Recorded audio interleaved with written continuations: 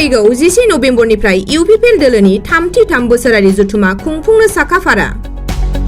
BTR सरकार खुंथायनि गोहोआव थानाय इउनाइटेड पिपल्स पार्टी लिबारेल राजखान्थि दोलोआ फैगौ 10 नबेम्बरनिफ्राय सानथामनि हाबाफारिजों दोलोनि 33 बोसोरारि जथुमा खुंनो थाखाय थांखि लादों। क'क्राझार सहरनि साखाथि चन्द्रपारानि गेवलां फोथाराव खुंफुंनो लानाय बे जथुमानि दिनै लाइखुन्थिया गायसननाय जायो। बिटिआरनि मावफुं सोद्रोमाफोर, एमसिएलएफोर आरो दोलोनि गोबां दैदेनगिरि मावथिफोरनि नुजाथिनायाव जानो गोनां बे जथुमानि लाइखुन्थियाखौ गायसननानै होयो एमएलए लरेन्स इस्लारिया। बे जथुमानि गेजेरजों फैबाय थानाय समाव बिटिआर हालामनि रायजो राजाफोरनि थाखाय गासै बिथिङाव जौगालु खामानि मावनो थांखि लानाय आयदाफोरनि सायाव गुवारै सावरायनाय जागोन आरो इउपिपिएलनि गोजाम मिरु आफादखौ सिफायनानै गोदानै बिबानगिरि सायख'नाय जागोन होननानै खौरां बिजोंनि गेजेरजों मिथिहोयो एमएलए लरेन्स इस्लारिया।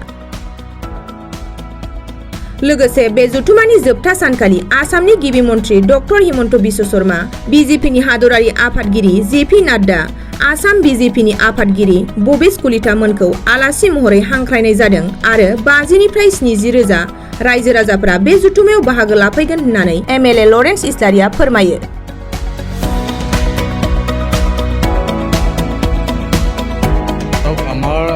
नवेम्बৰৰ 11, 12, 13 তিনিদিনীয়া কাৰ্যসূচীৰে থাৰ্ড ট্ৰাইনেল কনফাৰেন্স ইউপিপিএল দলৰ আমাৰ কোকৰাঝাৰ এই চন্দ্ৰপাৰাত হ'ব।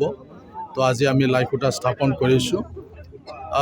বিভিন্ন কাৰ্যসূচী আমাৰ থাকিব, বিশেষকৈ দলটো আগবঢ়াই লৈ যোৱাৰ কাৰণে বিভিন্ন বিষয়ৰ ওপৰত আমি আলোচনা কৰিম।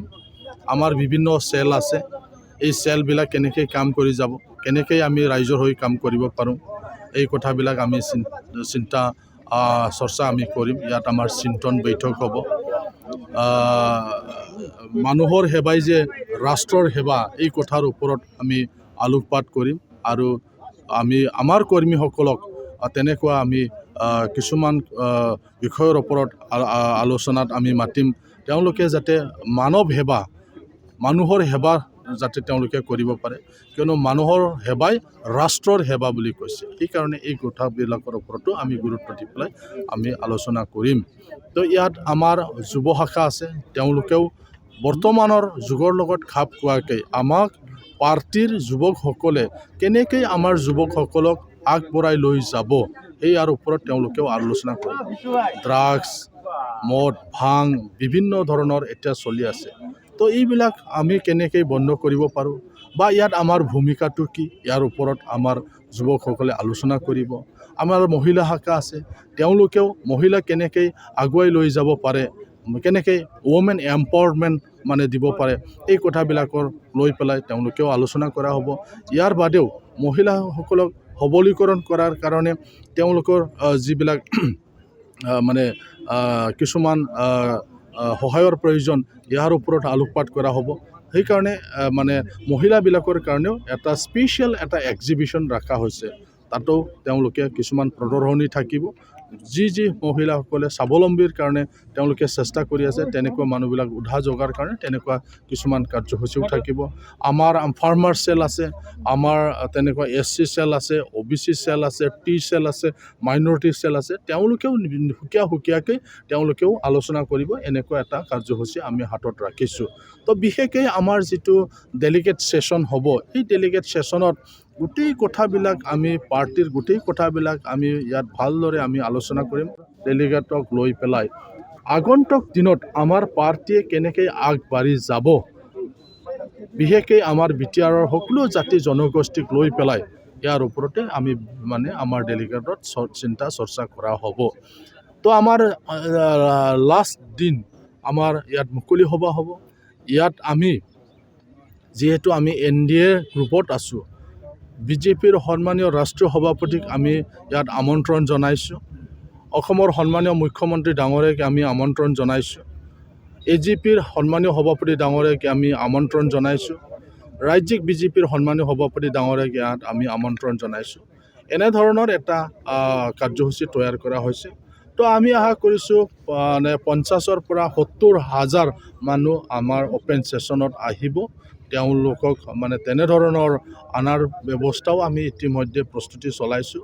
আমাৰ VC-DC বিলাকে তেওঁলোকে আমাৰ প্ৰাইমাৰীবিলাকে যদি আনে তেতিয়াহ'লে আমাৰ 50,000 পৰা 70,000 মানুহ সহজে ইয়াত আহিব পাৰিব এনেকুৱাও আমি ঠিক কৰি লৈছোঁ। মুঠতে এই যে আমাৰ যি থাৰ্ড ট্ৰাইনেল যি কনফাৰেন্স হ'ব, এই কনফাৰেন্সৰ পৰা আমি এটা মেছেজ দিম যে UPPL দল হিচাপে BTCত শাসনত থকা UPPL যি চৰকাৰ, এই দলে যে চৰকাৰ চলাই আছে, অনাগত দিনত ৰাইজৰ কাৰণে কি কাম কৰিব, এই গোটেই কথাবিলাক আমাৰ এই দলত চিন্তা চৰ্চা কৰা হ'ব আৰু ইয়াৰ পৰা আমি ৰাইজক এটা বাৰ্তা আমি দিম।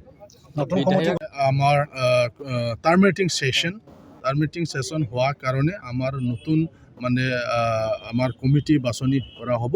ইয়াৰো এটা কাৰ্যসূচী ৰখা হৈছে। এই কাৰ্যসূচী মতে আমাৰ চব আমি আলোচনা কৰি পেলাই নতুন সভাপতি বা আমাৰ নতুন যি কমিটি, সেই কমিটিবিলাক আমি মানে আলোচনা কৰিম। যিহেতু আমাৰ 10টা আমাৰ মানে জিলা কমিটি আছে, এই 10টা জিলা কমিটিয়ে ঠিক কৰিব যে অনাগত 3 বছৰৰ কাৰণে যি নতুন আমাৰ কাৰ্যবাহী এটা কমিটি থাকিব, সেইটো ঠিক কৰিব। বিধায়ক চেৰবানালী ক্ষেত্ৰত কিছুমান বিস্ফোৰক মন্তব্য কৰি আছে, চাওক, এই গোটেই কথাটো আজিৰ কথা নহয়। প্ৰায় 2-3 বছৰৰ পৰাই এইটো এটা চৰ্চা চলি আছে। তো আমি সকলোৱে দেখিছোঁ তেওঁ কি ক'ব বিচাৰিছে আৰু বৰ্তমান কি কৰিলে, সেই কথাবিলাক আমি চাই আছোঁ। তো ইয়াৰ কাৰণে কিছুমান আপত্তিটো আহিছে। চৰকাৰী ঘৰত যদি কোনোবাই মানে বিনা পাৰ্মিশ্যনে যদি তেনেকুৱা কৰে, তেতিয়াহ'লে নিশ্চয় চৰকাৰী ব্যৱস্থা ল'ব। চাওক, এতিয়ালৈকে বহুত মানুহবিলাকে জইন কৰাৰ কাৰণে ইচ্ছা প্ৰকাশ কৰিছে। আজিও আমাৰ এটা কাৰ্যসূচী আছে, আবেলি ভাগত এটা কাৰ্যসূচী আছে। তাত বিভিন্ন ব্যক্তিসকলে আজিও আমাৰ দলত যোগদান কৰিব। তো এনেকুৱা বহুত হৈ আছে। তো আৰু আমাৰ হাতত 1 মাহ আছে, আপোনালোকক আমি জনাম।